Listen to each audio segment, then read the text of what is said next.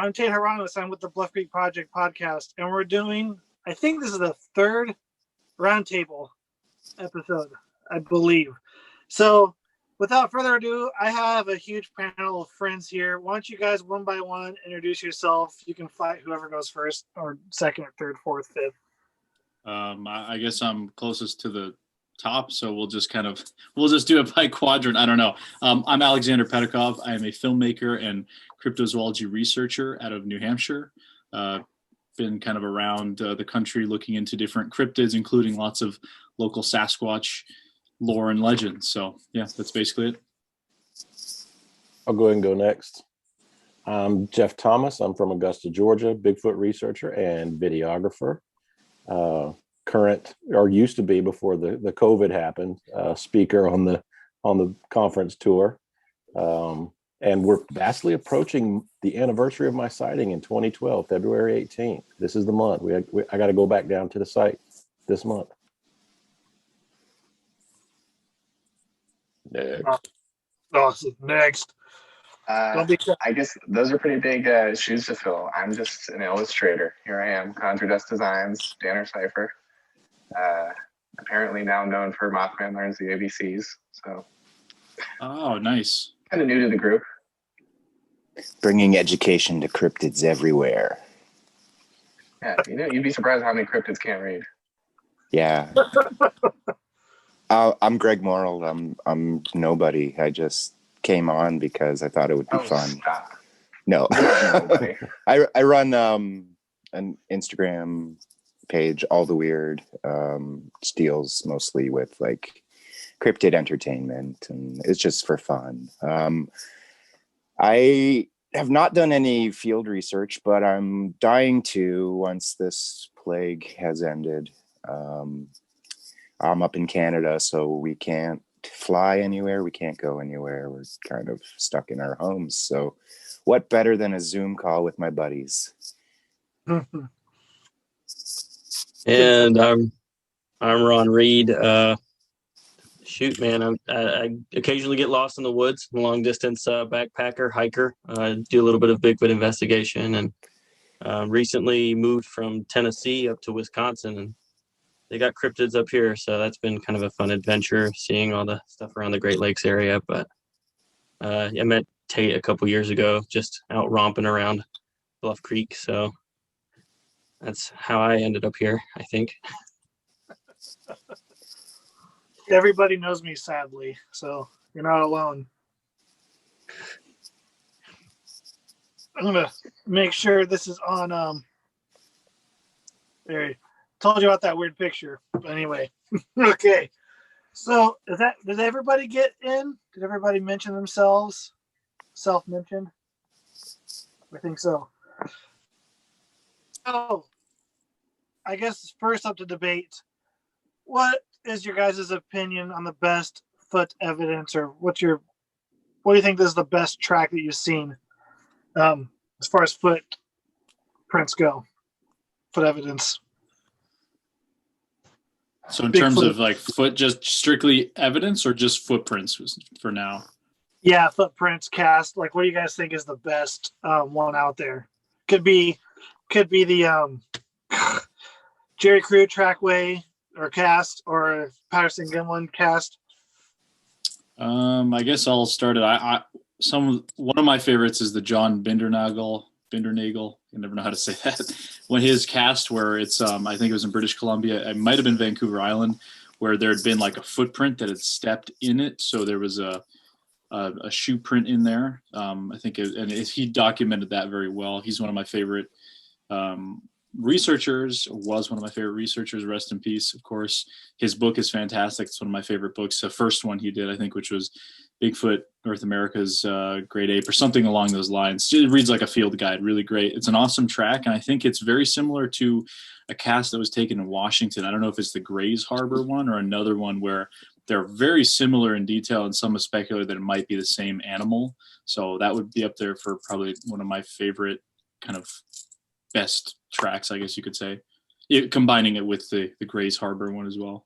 Mm-hmm. Yeah, I was going to jump in and say that I thought that the Grays Harbor was one of the better ones, but I'm going to have to go with the Patterson Gimlin trackway set, just because I've seen Cliff's example. Cliff has Dr. Meldrum's digitized examples of the entire trackway. But the reason that I like it so much is that not every footprint is perfect. It's the damage being made to the substrate at the Bluff Creek site, but there's also video evidence to go along with that trackway. So you've got the video to go along with and the track evidence, which kind of helps to give it a little bit more validity, in my opinion. Mm-hmm. I agree. Yeah, 2 forms of evidence. That's tough to beat. Yeah. Grays Harbor, unless you get 3 or 4 pieces of evidence, then I mean it's game over. 2 eyewitnesses is better than 1, and 2 things to corroborate the track evidence is better than 1. I always appreciate the backstory too that Gimlin provides about like trying to get back out there and make the casts or recover them or something, like when he was trying to get up there and the horse trailer was funky along the road and stuff. I mean, just the whole story behind the video, getting the track castings, and then just how everything turned out. It's just kind of, it all kind of comes together pretty solid in my opinion. Yeah, no doubt. I gotta go with the Patterson Gimlin. I mean, it's a classic. I don't know if you guys have ever been to the Bigfoot convention at Salt Fork, Ohio. They usually have a pretty good display of like recreations of all of the casts from the Patterson Gimlin incident, and it's really cool when you're just like seeing them in person. Yeah, it's kind of surreal too. Yeah, it's weird. You just look at it, you're like, huh. Like it's just like sends shivers down your spine, just kind of seeing it and thinking like, something might have made this. Yeah, exactly. Look at that. One second. Let me grab one thing. You guys can keep talking.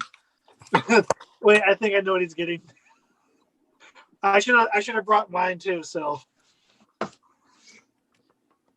guess we're all bringing out the cast here, but here's this is a copy of an original. So this is like a 2nd generation copy that was given to me by my friend, who I believe got it from either Larry Lund or one of these guys out in the P&W in the 90s. I mean, it's like, unfortunately it had cracked in the 90s, but very cool. And this obviously won't really be good for the audio portion of the show, but for the sake of the video, yeah, I gotta make sure I don't drop this thing.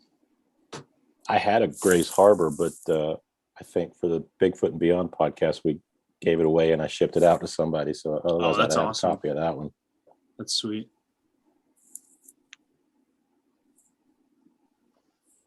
I've been impressed with some of the hand and knuckle imprints that have come up over the years. Cliff gives a great presentation on some of the validity on those, and I never really gave it much like credit. I always looked at the big depression of a huge oversized hand in the mud, like that's convenient.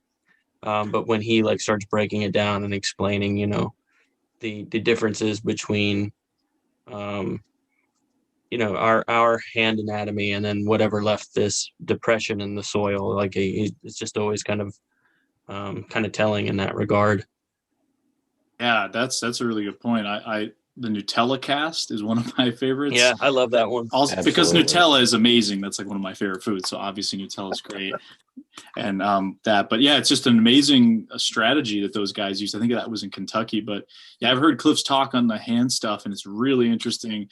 Like you were saying, how he kind of talks about the differences and how there may be even a use of all 6 of the digits, as opposed, or all 5, as opposed to, what humans would, we only kind of have our opposable thumb, but they might actually be able to use that as an extra grip or something. I remember hearing that in the talk, and I just thought it was great. And handprints are definitely a lot rarer, right? I mean, you have probably only maybe a dozen or so that I can think of really good, credible handprints out there. There's a lot of them come from Paul Freeman. So a lot of the handprints that do exist. So pretty interesting stuff. I think there should be more research looked into handprints, and trying to replicate the Nutella cast would be a good idea too. Yeah. I've tried it. I've tried to use Nutella and it hasn't worked before. So I've just had more Nutella for myself. Yeah. Yeah. Right. I actually had the opportunity to meet Thomas Shea. He's the one who actually collected the Nutella cast. He was at CryptidCon, I guess last year. Sick. Time has stood still since COVID, but it wasn't last year, but the year prior. And I got to talk with him and almost kind of interview him like you would a witness to see if there's any type of deception in his collection process. And me and Cliff are on the exact same page. There's no lie in his eye when he talks about the research that he's done.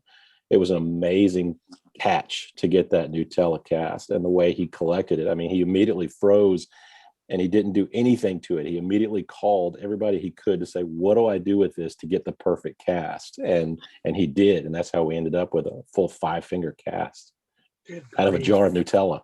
How did he achieve that? Did he have to freeze it or something? I'm trying to think of what, because Cliff did a whole talk on it. And then I talked to him about it, but gosh, it's been so long ago. I think he did freeze it to form this, to make sure it stayed formed, or he had to add something to it to make sure that nothing shifted, that any type of temperature variation, room temperature to cold or hot, would have shifted the Nutella, of course, because it's so malleable. Yeah. Yeah, Nutella is really weird. I've been eating Nutella since I was a kid, since before it was popular here in America. As Europeans, we eat it a lot. I remember as a kid, people used to think I was weird for eating Nutella, and they try it, and now everyone loves it. But the temperatures, I noticed when I store it in the basement, it'll be nice and firm. Like it has to take some melting down. So you can imagine if it's out in the woods, cold night, maybe it'll stay nice and kind of solid. But then as soon as it starts heating up, it gets very, like you said, malleable, very just viscous almost. And at that point, I mean, anything that's in there would be lost. So amazing that he was able to do that, and kudos to him. And hopefully, like I said, might be able to replicate something like that. Do you guys think it's easier to fake handprints since there's not much known about it than like footprints? I know. Go ahead. Sorry. I feel like footprints would be easier to replicate because hands are just like naturally so much more complex in a way. Where like you see like a weird hand, and if something's off, you're like, okay, that doesn't look right. That doesn't look like it should work. But if you see a foot, you know, if the toe's a little off, you're like, okay, it looks like a foot, or it looks enough like a foot. It seems like the criteria just for a hand is much higher. Yeah. The only reason I'm saying it is because, like, for someone like Jeff Meldrum or Cliff, if they saw a footprint, they'd be able to tell, you know, almost right away if it's faked or not, versus a handprint, since there's not many of them. I don't think the data is out there to determine if it's a fake handprint or not. Well, now that you mention that, Tate, and I hate to keep name dropping Cliff, but he and I have an ongoing feud with one another. There's a handprint photograph that he has from this area, from Augusta, Georgia, it was shopped around to several researchers, and everybody kind of pushed the guy aside because he's a very aggressive witness. Cliff took it in, and he is convinced it's 100% authentic handprint in the snow. It snows here very rarely. Wow. And it was on top of a dumpster, and it was a perfect handprint on top of a dumpster that he took a very detailed photograph of. The only problem is that Matt Pruitt has actually found a costume hand, monster hand, that you can wear, made out of latex, that has the exact print and striations and everything on the palm that the guy very likely made it with, almost down to the detail, because they're not individual and unique. They're copied over and over. Cliff is 100% convinced it's real. And having been to the area, I know there's no way there's a Sasquatch in the area. It's literally in the center of town. And other than that, it's easier to fake maybe a palm print because of technology and silicone technology. Look at what Cliff's wife, Melissa Barrickman's, doing right now with some of her art. She's making incredibly detailed silicone casts of things that it'll be easy to fake that. I think footprints, in my opinion, will be harder to fake because you can tell distinct difference between stampers and an actual foot, like Meldrum says, making damage to the substrate or whatever it's stepping on. You're not getting a perfect print every time with the footprint. Whereas with a handprint, except for the Nutella, there's no way you could have done that with a costume hand because the fingers would have folded under the weight of the Nutella. Mm-hmm. But the snow print that Cliff still talks about to this day is, in my opinion, 100% fake. Yeah, I kind of agree. It's interesting. Yeah, I know some of the Freeman handprints, which again, a lot of the prints that I think there's 2 or 3 different examples of handprints that come from his collection. Is that really ridiculously large one that I think a lot of people have copies of. I have another one, which is a smaller one, which a lot of people accused him of hoaxing because apparently the mud had filled in where the fingers were a little bit, and he had used his own fingers to poke in to where that was. And so immediately that his credibility was questioned. And Meldrum actually has talked about, what happened there, and he thought it was unfortunate that Freeman had done that. But I mean, the guy wasn't exactly, somebody like Meldrum who had this background to know not to do this sort of thing. But it's definitely interesting. I think another area that's really interesting are actual handprints in the sense of fingerprints, like on windows, houses, stuff like that. That is something area I think is very promising. Doug Hychek, who produced Monster Quest and is a phenomenal researcher, like he genuinely is interested in cryptozoology and does field research. He's not just a TV guy. That's part of it. He's a wildlife photographer as well. He's talked about trying to possibly lift fingerprints off of supposed Sasquatch handprints or fingerprints left on car windows, house windows, even the sides of houses, that they leave an oily sort of substance. I mean, you can think about with humans, we often have oil on our fingers, on our face, that sort of stuff. Maybe there's a different substance that the Sasquatch would have. And he's talking about using a similar technique that they would use in law enforcement to try and dust some prints off and find out, what kind of characteristics. If it's in a database, obviously you probably wouldn't have a Sasquatch fingerprint in your criminal database. But I know Cliff has talked with him as well about using that sort of method. That could be a very promising area when we're already talking about handprints. I've seen a couple examples here in New England of like muddy looking handprints on the side of a house that people who claimed to, this one guy in Massachusetts who claimed to have had activity. And, he said the print had been there for 3-4 months. And this was a later period where I was there and I took a picture. And yeah, you can see this weird muddy looking handprint. I don't know if this thing was in the mud or there's an oily substance that when it touches something, dust and other things might eventually gather on there. But I think that's even, that would be hard to fake when you're actually talking about fingerprint and skin folds and that sort of stuff. I think I heard Doug Hychek on Bigfoot and Beyond, and he was talking about the residue. And his theory is that how they turn out, they look white when they're on glass surfaces, but that's the color of the oil from the skin, and it's not actually dust buildup or anything. Yeah. I know he had said that on there. He said that similar stuff on my show, but that's just another area. I mean, this isn't really handprint related, but there's that couch print where it's the footprint. It's like a dirty footprint on a couch that was found, or like a cloth or something. I don't know. If you guys know what I'm talking about. That's another really interesting one. That sort of thing where it's not exactly like a cast found in the ground or in the dirt or in the mud. It's actually another object. Yeah. I've seen prints of it. It's pretty neat. I think it could be real. Yeah, I'm not nearly expert enough in that stuff to know, but definitely gets your mind thinking. Oh, for sure.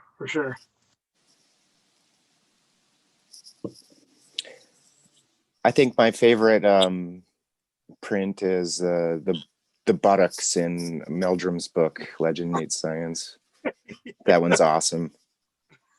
They have a copy of that at Expedition Bigfoot in Georgia. Oh, nice. Museum. Yeah, he's got the big buttock. Oh, I love Georgia. It's huge. I mean, it's enormous. Yeah. I've had one of those too at the museum in Portland. They could actually identify that it was a female Sasquatch. That's awesome. I was going to say, if it was a dude, you would see a lot more detail. You would see a lot more. That's pretty neat. It'd be kind of funny. I kind of want that cast for my collection, though. Gotta have some storage for that. No pun intended. Oh God, that's good stuff. All right, I think everybody kind of talked about the tracks now. What about, just before we wrap up, has anyone seen this cast from the Olympic Project? This is like supposedly the one that's was taken by David Ellis of the Olympic Project up in the up in that area where it's supposed to be like a juvenile or something smaller. It's a very wide for a human baby footprint, and it was discovered on the side of the lake, I believe. That's another thing. I mean, are there very many juvenile prints out there? Not to my knowledge. I mean, does anybody else know of any like prints of smaller ones that have been found or really tiny ones? I'm sure Cliff probably does, but right, yeah. Not to my knowledge. I'm sure if they are primate, they would, like, looking at great apes, they usually carry their young most of the time, and the videos of juveniles I've seen, I've seen most of them were like in trees, or the like, arboreal stuff. Yeah. Yeah. So maybe they're not on the footage. ground as much. Yeah, that's definitely an interesting point. And if they are, maybe the footprints are the size of humans, so it can kind of get rode off as a human. I'm just spitballing there too. So yeah, you think about like when humans are younger, we tend to spend time more in trees too, in general, right? It's a lot easier to climb into a tree than when you're an adult. I mean, it becomes more difficult. You're heavier. So, I mean, the New York baby footage is interesting because you have this thing sort of hopping off of the back of a larger creature or person or whatever. And I know they've talked about it and finding Bigfoot extensively, and it's been analyzed, but it's definitely a weird piece of footage. I like that one though. Wasn't there another one of a trail camera footage of it picking up apples, but wasn't it holding a baby? It was on Finding Bigfoot. That was the Vermont one. Yeah, that's like a trail camera photo. Some people think that's an owl. I know on the show they thought it would be a Sasquatch. I don't know. It's like it's a weird looking picture in Vermont. It was picking apples, and it almost looks like there's something smaller kind of in its arms or hanging from it. There's no way that could be an owl. Compared to the apples on the ground, I mean, there's at least a little bit of scale. So I feel like that'd be a pretty big owl if it wasn't an owl. I actually met the guy, the farm that it was on. I'm trying to remember his name. Frank something, I think. Yeah, he actually has a license plate on his car that says Bigfoot. It's a Vermont plate that says Bigfoot. I have a picture of it. He has found tracks that are the exact same size and consistency that Steve Coles has found in the Whitehall area. Yeah. Or on the border of New York and Vermont. But the photo itself, to me, is ultimately inconclusive. I can't say that it's an owl because it's just if it is, it's a blurry owl. Yeah. If it's a Bigfoot, how did it end up that blurry? Was it running through the scene? Because 2 photos prior was a perfect shot of a coyote. Yep. In the exact same area. Do you know the town in Vermont it was? No, it's right on the border because it's up near the Adirondacks. Yeah. It's not very far from Lake George. Oh yeah, so that's the town name of it. It escapes me, but there's literally nothing nearby. I think there's just woods up there. There's Chittenden, Vermont. There's a couple other places right there, and there's sightings on both sides. I mean, you could talk to Paul Bartholomew. Steve Coles has obviously been up there. That's where he had his sighting. We were up there in the summer in his area where they had stuff happen on Buck Mountain, which is basically in between Lake Champlain and Lake George. And there's been a lot of sightings there over the years. And that's the gateway to the Adirondacks to the west. And on the east, you have the Green Mountains in Vermont. So, and there's sightings on both sides of the border. So I remember when we were up there because we were doing a Nat Geo show. You were telling me about that. Yeah, I remember. And where we were camping at, it was easily 20 minutes by car to the next gas station that was an hour away from anything else. I remember. So it was way out there. Good grief. And the apple field was not very far from where we were at that time. So who knows? I think it's a Bigfoot on that trail camera footage, not an owl, in my personal opinion. Okay, I mean, I guess everybody else, what's your opinion on that trail camera photo? Do you think it's a Bigfoot or an owl?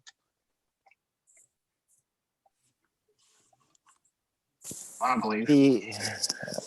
Sorry, what was that, Jan? I said I want to believe. Yeah, I want to believe too, but the hide on it looked really kind of patchy and weird. I don't know. What? The texture, it seemed more feathery than furry to me. like an afro kind of a thing? No. Feathery, like an owl.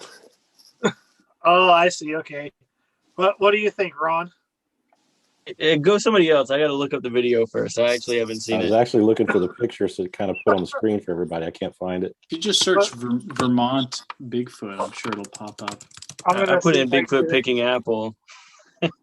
But Vermont Bigfoot, it'll be the first one that shows up. Well, yeah, and there'll be like a comparison with the guy next to it. Yeah, picture of Alex shows up. Yeah, I think I've got it. There's even one with the coyote there too. Yeah.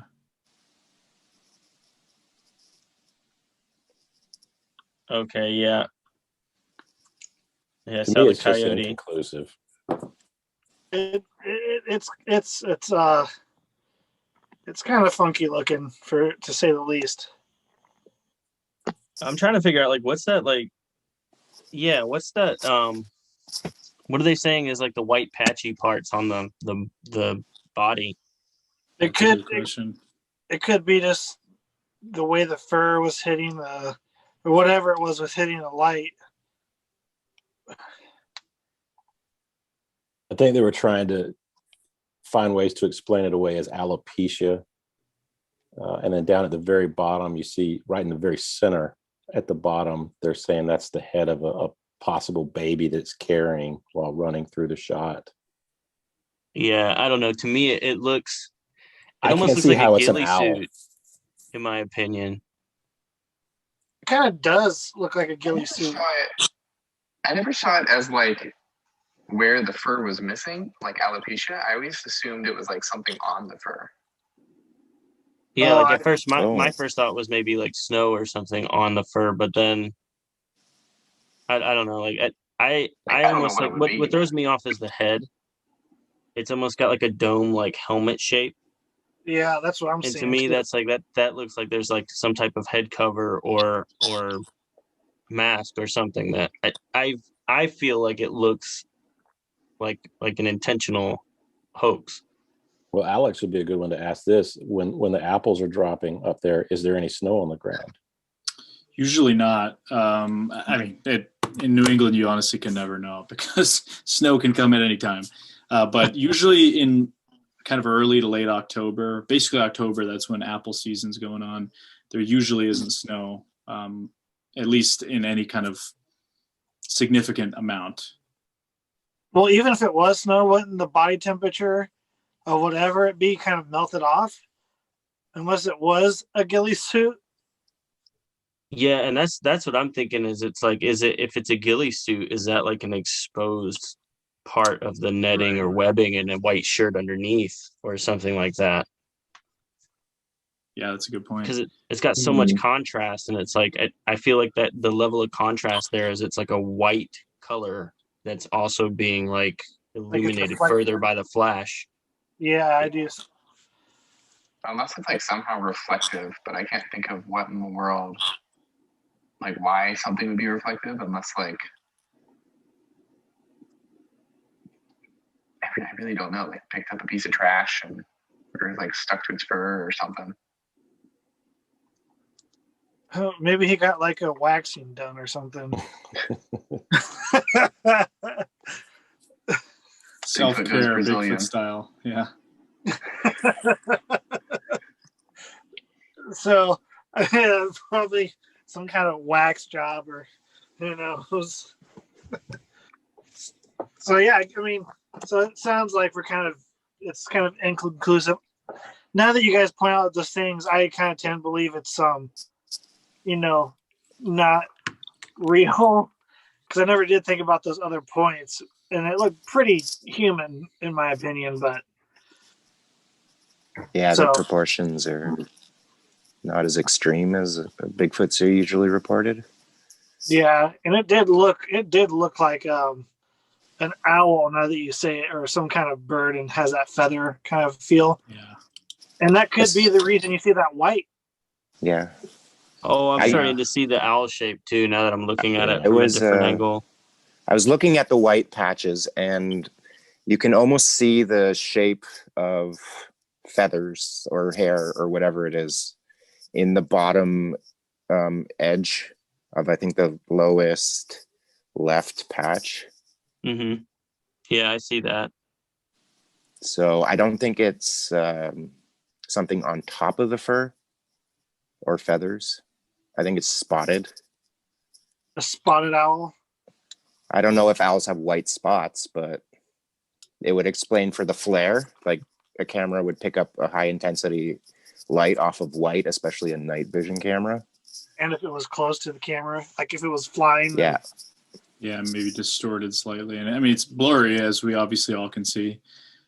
Barred owls are some of the most common owls around here, and they have more of like a pattern, not like a pattern. It's, you know, brownish, whitish, but you can tell the splotches all over. It's all over the feathers, all over the body. But if they're going high speed, I mean, it's very hard to tell in that. And here's the moment. argument I've had with that too, Alex. If it's going high speed, it would account for the blurriness of the photo, but it would have been going too high speed to have initiated the game cam to take a picture of it. It would have been 20 feet away by the time the camera actually clicked the photo. Right.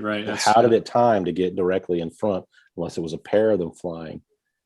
My default is that it's an owl, but how in the world did it end up getting a pic like that? Because owls, especially if they're going down on a mouse or a rat or rodent of any kind, are going with very silent lightning speed. The camera would not have operated to catch unless it went there and did that and then left immediately, and then the camera took a picture of it. If it pounced on it and then was taking off.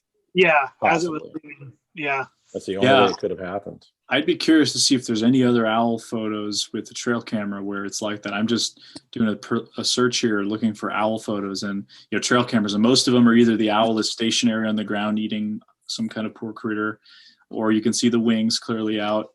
It could be a lucky, you know, weird angle, but most of the ones I'm seeing, you can tell very clearly as soon as you look at it, even if it's blurry. Oh yeah, that's an owl. The patterns, the checkering is all there. So it's weird. I mean, I don't know, maybe ghillie suit perhaps. It's definitely, I would have to agree, it's inconclusive overall about what it could be. It's sort of a moot point, I guess. Yeah, I definitely agree.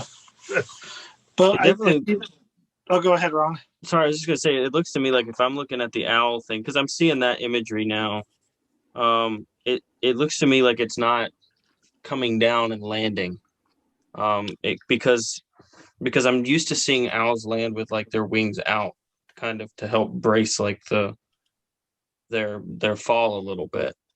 They come out with their talons, and their wings are usually, they don't really tuck their wings in and then fall however far they are up when they tuck their wings in. But so typically, like when I'm looking at that, it almost looks like if it's an owl, it's kind of like throwing its wings out to get lift. But yeah, I don't know. I got to look at more like landing and takeoff, like owl videos before I like start that tangent. But like, I don't know, like maybe if it pounced on something initially and then it like did like a double pounce or something to reestablish a better grip, maybe we could get like a weird kind of atypical shot of something like that. I don't know. That's tough. Kind of think, yeah. I think it's either an owl or, like you said, Ron, a guy in a ghillie suit or something.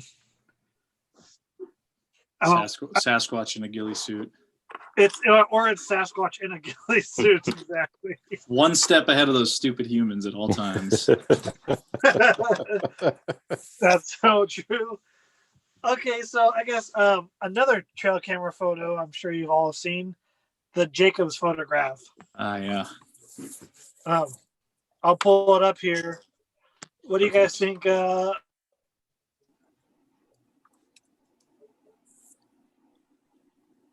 think that's definitely Zeus.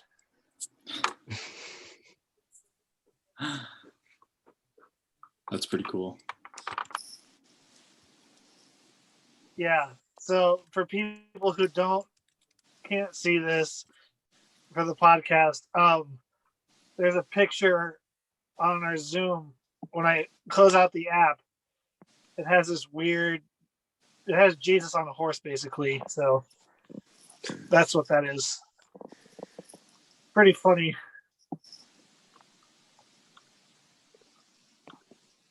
All right, I'm pulling up the trail camera photos here.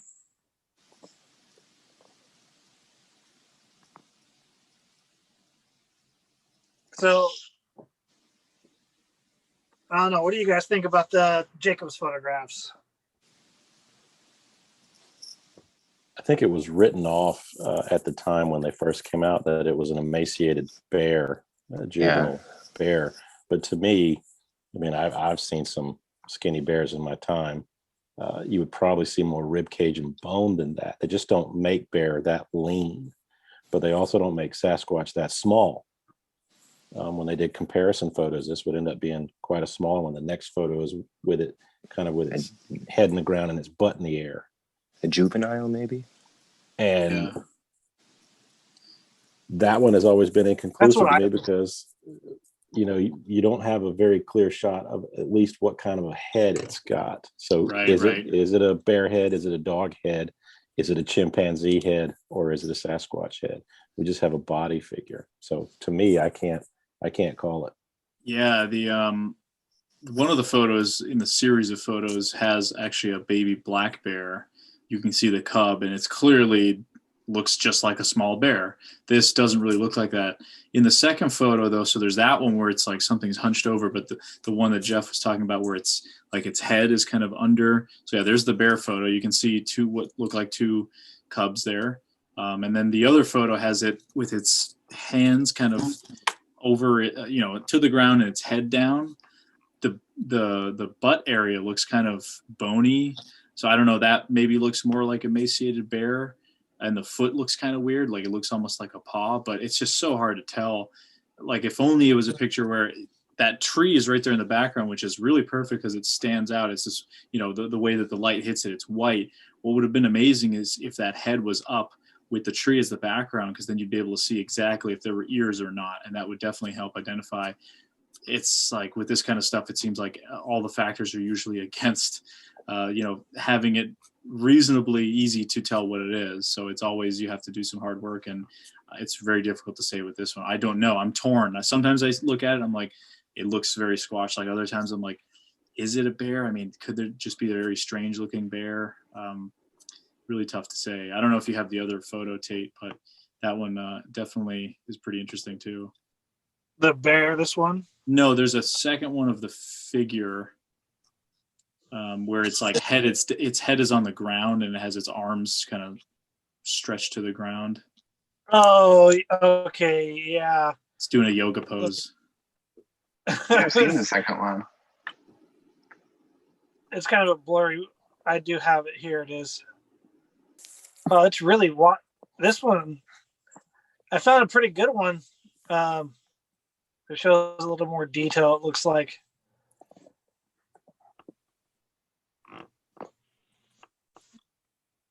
Yeah, there you go. See how it's like more washed out? So on the left, it almost looks like a dome head right there. Yeah, and then so see how right, that, like, it's weird. That butt area, it's almost like pointed. The foot is kind of small, but the arms are pretty long, and its head is all the way to the ground from there. I mean, it's touching the ground. Oh, yeah, that's weird. I haven't seen that one. It's definitely a dog man. Case closed. Next. See, like I used to, at one point I looked at that second frame, and that head to me, like and I'm trying to see if I can maybe find a clearer resolution of it. But the head almost looked like a different angle of one of the cubs, which would suggest that the cub was like in the shot with what would be a mother bear. If I can find it, like it's because I remember seeing like enough detail to where I could see, like, I don't know if it was the face or the frame, like the ear or the snout of the cub in some frame there. Let me see if I can look up the Jacobson photos. Yeah, either way, it's a very weird picture. I mean, that first one is very humanoid looking. The second one less, but just kind of creepy. I mean, you imagine its head it's all the way to the ground. If it was a bear, I mean, that would probably be its snout kind of like hanging, facing down toward its feet. I mean, there's something like very unnatural and unsettling about it. Yeah, definitely. It looks like something like Silent Hill or something, the second picture. It's weird. Yeah, the second picture, I mean, almost looks like the back legs are definitely emaciated bear. Yeah, You that's can what I'm see saying. it. You can. It definitely looks like a emaciated bear, but it doesn't pair up with the first photo. So if it was just the second photo, you would say, well, of course, young mother bear. She's got 2 cubs, and she's starving herself to death because she's not able to eat, and she's been giving all of her sustenance to the young. But then you pair it up with the first photo, and it absolutely doesn't make sense. That doesn't look like a bear. They don't hunch their backs like that. The head doesn't look right. The leg length on the back doesn't look correct to me as it would in the second photo. It's almost like it's 2 different things if we hadn't known it was 2 shots taken in sequence on the game cam. Okay, so I can see the detail in this one on the right. I think the argument was that we're actually looking at like the front of a bear with one of its forelimbs extended out. Yeah. Do you guys see like up in the kind of in the middle? Do you see the 2 little white dots? Yeah. Like I think the argument was those were the eyes of the bear. And then if you look kind of up and slightly to the right, it looks like you can maybe see an outline of an ear. And then in the center and a little bit lower of those 2 white dots, there's maybe a muzzle. Oh, I think I can kind of see it. I have to look at a higher quality one, but it almost looks like that left arm, hand, whatever, has like a white spot where maybe there's a lack of fur. I mean, that would be due to mange or something, or a bald spot, because it's reflecting. You can see that slightly on the first one too, but not as much as on the second one. Yeah, the like the armpit area almost. Yeah, if it's facing away from us and that's its butt we're looking at, then that would make sense that it's the armpit area, because bears are pretty much almost like dogs where they don't have any hair under the armpit area like that. Yeah, I agree. It almost looks like the photo on the right. It's like a bear sitting down and kind of like scratching its ear like a dog would. And so you have that one leg kind of extended out, and the left leg is kind of pointed down.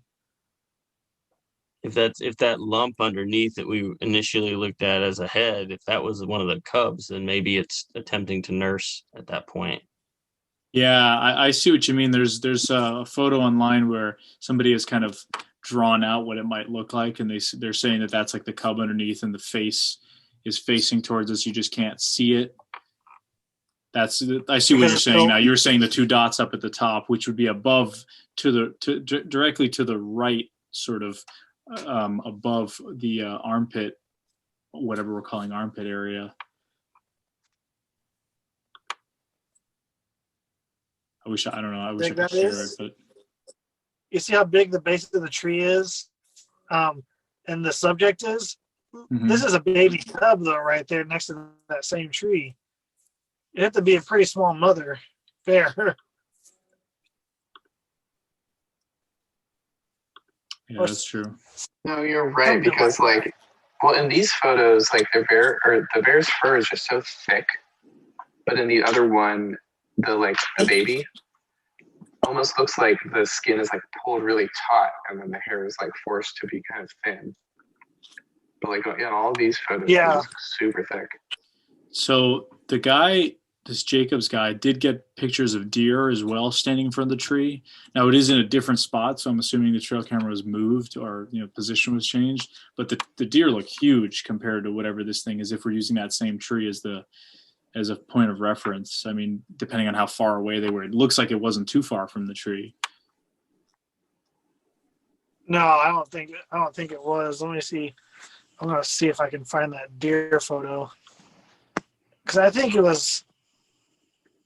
Oh, I found something interesting.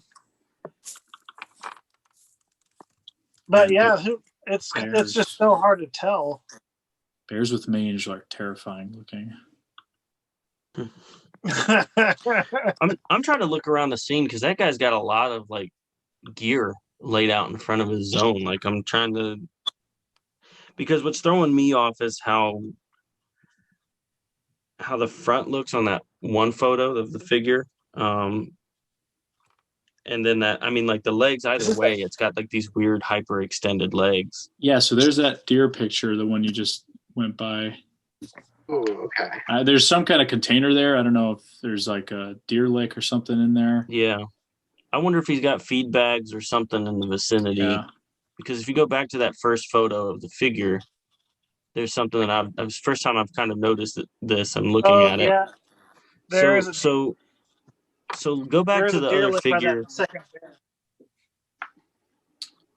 Because we have something like we have a little plastic container, but look what is in front of the figure on the right. It almost looks like it could be a bear carrying that container in its mouth, and that might make it look more narrow in the front because it's actually making that the container kind of blends in. It's actually obscuring part of the body, but if that's what it is, it could be obscuring part of the body and making it look more skinny than it actually is. There is a tree root that comes out from that tree. There is another photo on the BFRO site where they actually have a daytime shot of that same area, the same angle, so the camera wasn't moved, and they have overlaid the figure. And I mean, it looks pretty small if you look at it. I don't know how to share it, but it's right on the BFRO Jacobs photo analysis. Tate, if you're able to find that and pull that up.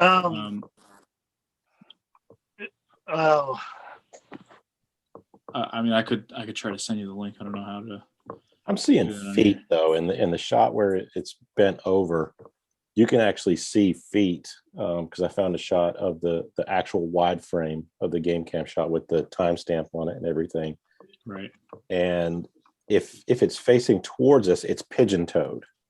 Its feet are going inwards. So facing away from us is the only way it makes sense because bears don't have backwards feet. Hey, I just sent you the link, by the way. Yeah, no, that's a good point.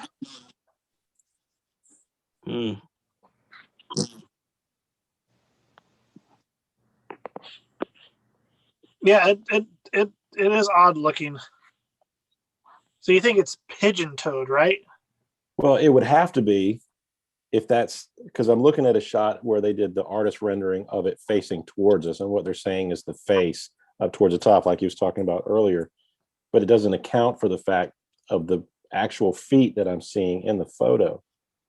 So if it's not facing away from us, bent over, and we're not looking at its butt, then it would have to be pigeon-toed. Whatever it is would have to be pigeon-toed. If it's the front arms, it would have to be. Yeah, it would be standing like if it's looking at us, its paws would be like facing towards it almost, towards the cub, if that's a cub underneath it.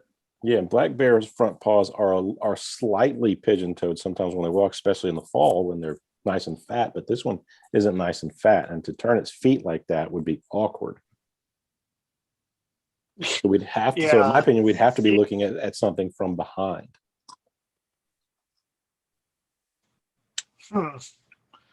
It's like it has a weird angle to it. It's like you guys said. It's kind of disturbingly. It's like disturbingly contorted or some weird way. Yeah. Now, like once you see that artist rendition with the face, you can't see the face. When I look at the photo, I always see that like I feel like the face is looking at me, but then I look at the toe, the paws, as you're saying, the feet, whatever. It's like that would be very awkward. Why is this thing doing that? And then there's that clearly there's that container. Yeah, it's weird, man.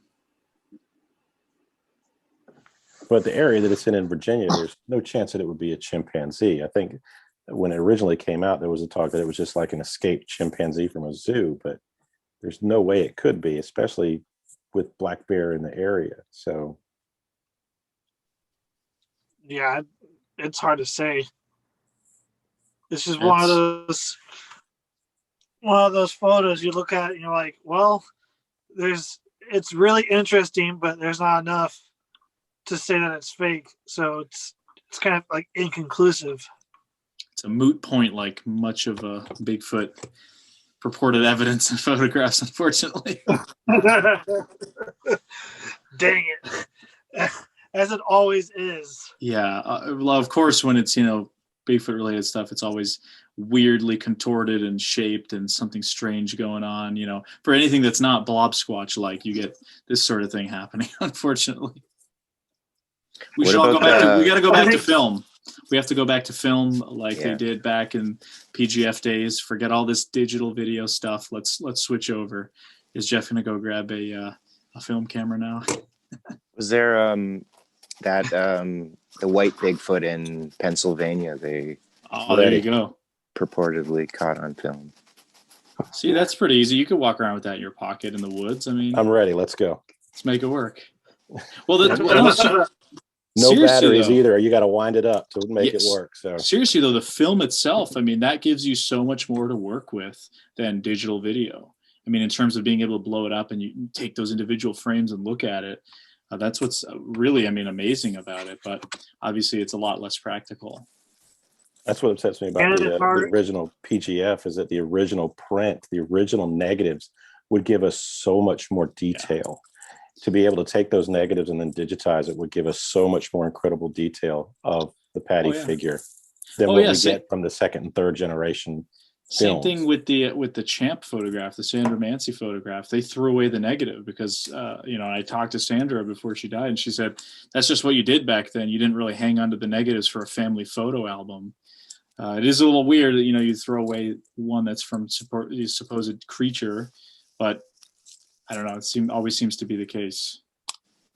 Before we go and back on topic and talk about stuff, I just wanted to show you that I'm sporting the Champ coffee mug today. Here, check this out. Yeah, this is the Champ ornament here. Same. Nice. Same people. It was a company in New Hampshire that made the mugs and some of the Champ stuff. Yeah, Champ is my favorite cryptid. Well, here I'll try and support that too. I'll have the Great Lake Monster. Oh, nice. I think we've got some Champ lovers there. Here. Well, I mean, right in front of me. I'm gonna just keep this going because why not? I got Ogopogo from British Columbia. Yeah, we got that one's on everything too. When you go to Kelowna, like every little gifty shop is just full of those things, mugs and stuffed toys and keychains and all that little seahorse looking. I was trying to find my Champ DVD, but I think I just dropped it. I have a whole cryptid section over here, and stuff gets disorganized pretty easily. So, for those who don't see what's going on for our audience, our guests are comparing sizes of Champ. Champ off, yes. Do I need to break out the 3.5 foot sea serpent puppet? Yeah, it's about to get real. Oh man! Wait, are you sure it's a puppet? I mean, I could put my hand up its butt and make it talk. Oh, that is wow! Look at that. It almost looks like Cadborosaurus almost. Yeah, I actually picked this up in northern Cali. It was at one of the reservations. They had like a museum, and I'm trying to think who it is. It's north of Hoopa and the Yurok. No, it's even more up north. I think it's like they're almost in Oregon. I'm trying to think who it was. I can't think right now. I think the tribe starts with a K. But I think because I know there's the Yuroks that are in the right near the redwoods. But yeah, that's cool. But yeah, it's gonna bug me. Well, I mean, I don't have Champ. I got my Planet of the Universe. So, yeah, I know. I saw that earlier. That's all I have right now.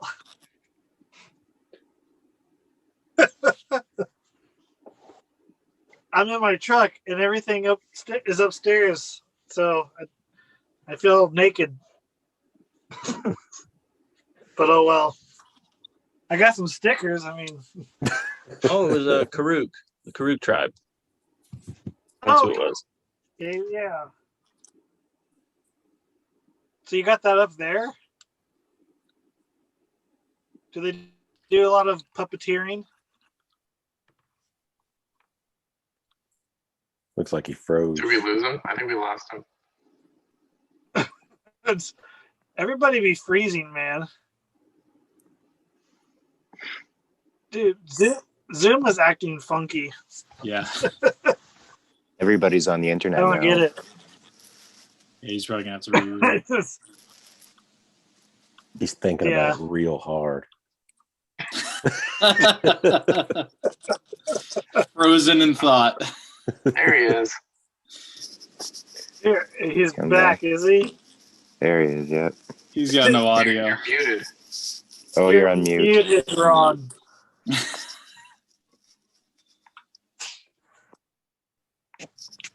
There. Hey. It was funny. I was talking. I don't know what to- happened. Everybody froze for a second. So I think he- Don't put this on us. no.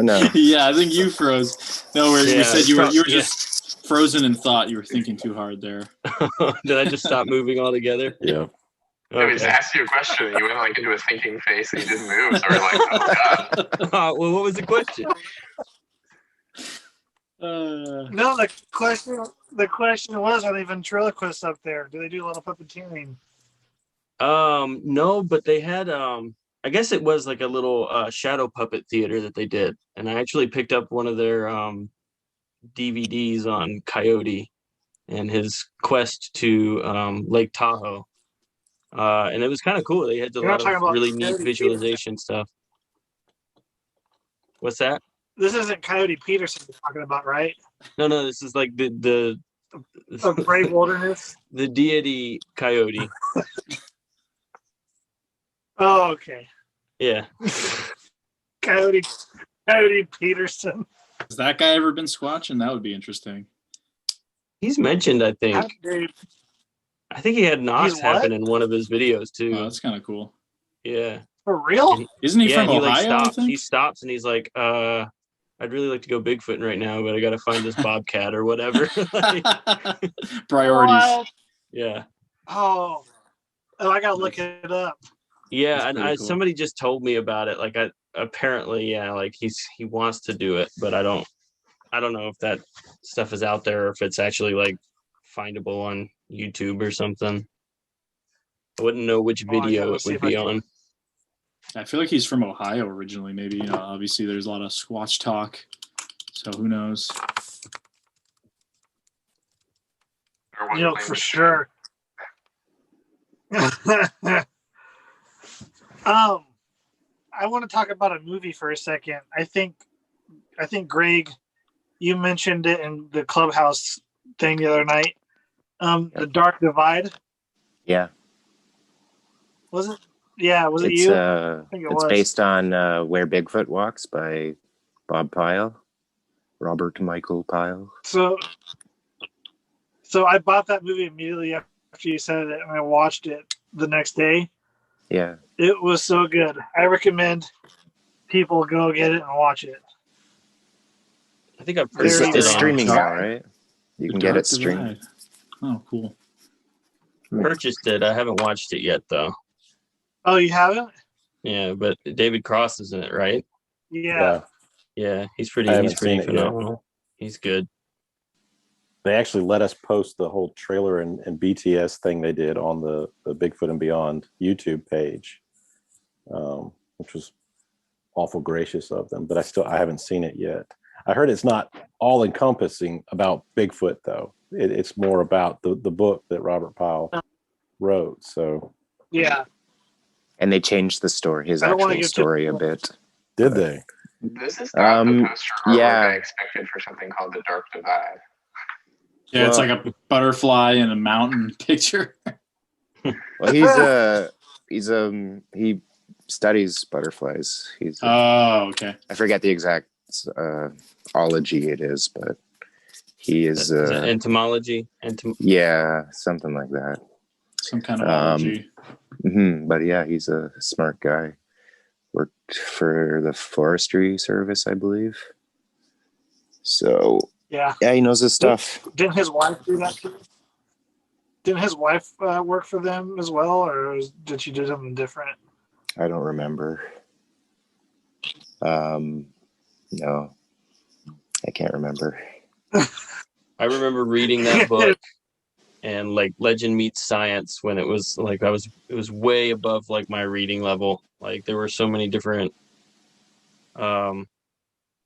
concepts that I was like unaware of. Like I read it like in like my freshman year in high school or maybe even earlier, like in 8th grade. So I remember like not really retaining a lot of the information in those books, but I do remember getting a little bit of the understanding about the spotted owl controversy and the lumber industry in the 90s, or was it 80s or 90s? Both.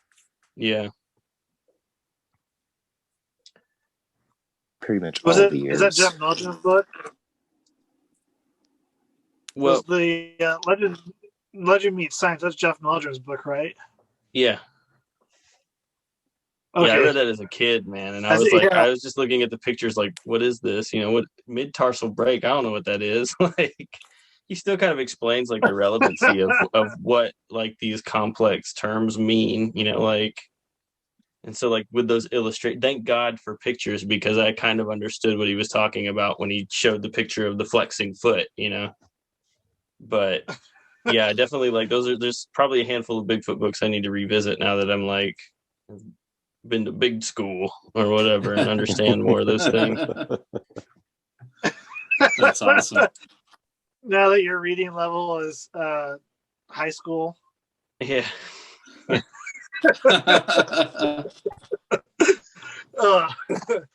Yeah, I bought a book. I can't remember what it's called. It's Renee DeHenden, I think, helped write it. It's like a little yellow book. It's a paperback. I'm trying to remember the name of it, but I just bought it and I haven't read it yet, and I've been wanting to. So I'm looking forward to that. So just got to do that. I need to learn how to read. I mean, I know how to read. I just got to learn how to. I can teach you right here. Yeah. Oh yeah. Learn with Mothman. Mothman flies his airplane. That's good stuff.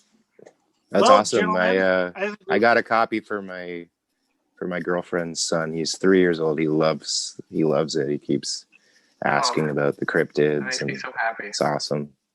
He wants to read it every night. It's incredible. That's fun. You did a good job, man. Thank you. Yeah, awesome. So it's okay.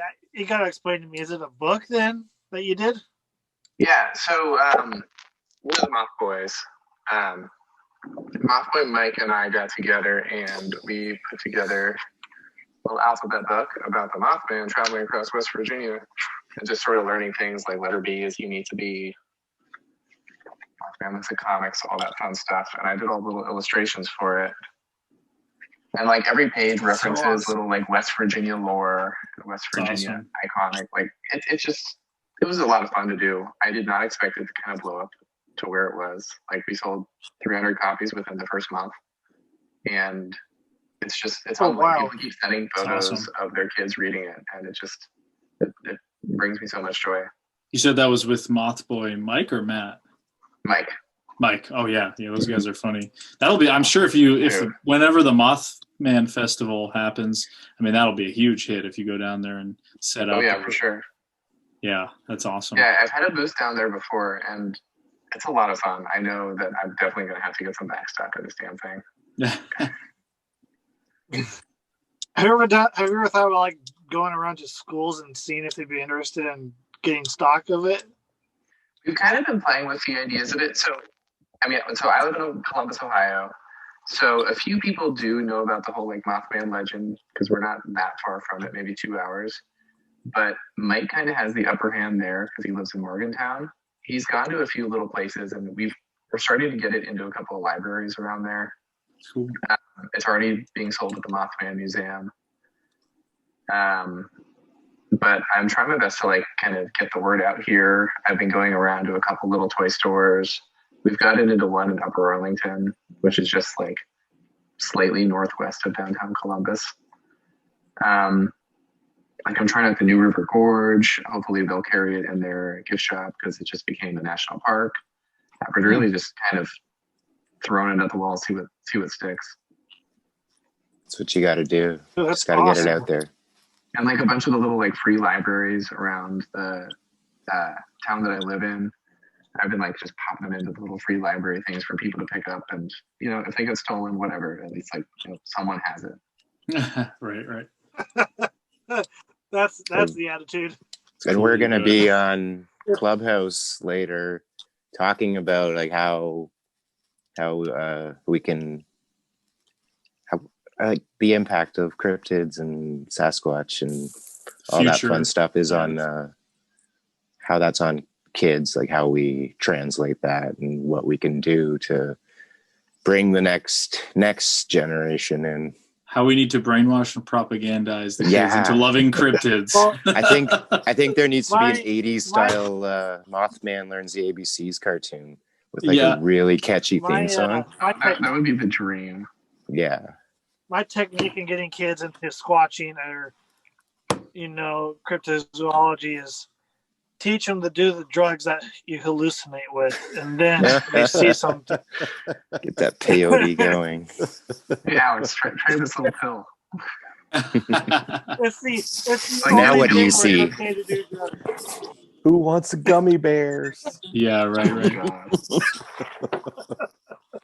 You want some oregano on that? Oh.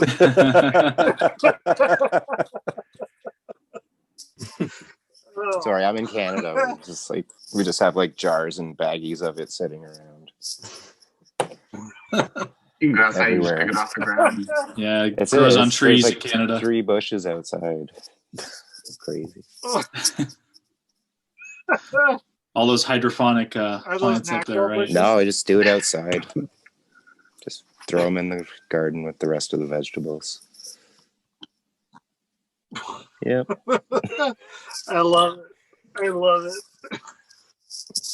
Well, gentlemen, it's been a weird pleasure and a weird night. It's just weird all the way around. Thank you all for coming on. Anybody got any last words? Where can we find everybody on this? I'd love to talk to some of you guys some more. So maybe we can just shout out where to reach us at. Yeah. Everybody on Instagram or like Facebook or. Yeah, Instagram for sure. Yeah, I'm on Instagram. You can find me at all the weird. It's all .weird. That's probably the fastest way. Or my name, Greg Morrill. I'm on Facebook. Just look for my ugly mug on there. You'll find me. I think I got the same hat on. Yeah. Where can we find you, Alex? Petakovmedia.com. That's PETAKOV media.com. There's links to Instagram, YouTube, my channel Sasquatch Out of the Shadows. I do a show, all kinds of stuff. So just Petakov Media is the easiest place. If you really want to find me. If not, I'll probably be out in the woods somewhere, so it might be hard to reach me. What about you, Jeff? I'm on the Facebook, Twitter, Instagram, YouTube. Check out my YouTube. It's if you just search KAP315INC, Cat315 Inc., you'll see my lovely face. It's got all my socials linked on that page. So awesome. But you, Danner? Your name to your YouTube sounded like a social security number. No, that's all my passwords, just in case.